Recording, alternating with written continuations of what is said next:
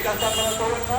আর যত দ্রুত প্রয়োজনে হয়তো বলতেছি আপনারা খালি আমাদেরকে হত্যা করবেন না, আপনারাও তো প্রধানমন্ত্রী আমরা জানি এখানে গোয়েন্দা সংস্থার লোক আছে, ডিজিএফআই এর লোক আছে, এনএসআই এর লোক আছে।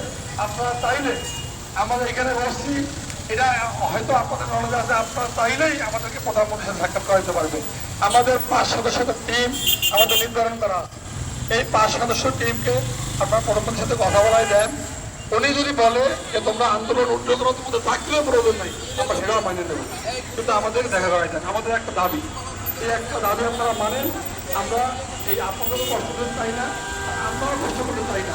আমরা দেখেন আজকে এখানে আন্দোলন করতেছি, কিন্তু আমরা সবার ক্রেডিট কিন্তু চালু রেখে আমরা কিন্তু মানুষকে কষ্ট দিই নাই, আমরা কিন্তু সেবা এখন চলমান রাখছি, আমরা কিন্তু ওদেরকে ভালোবাসি।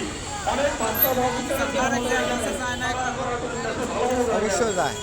আমাদের আমাদের মানুষের তারা এখন আমাদের বিভিন্ন ভালো ভালো পর্ব আছে, তাদেরকে আমরা নিরাপদে পৃথিবীতে আসছি।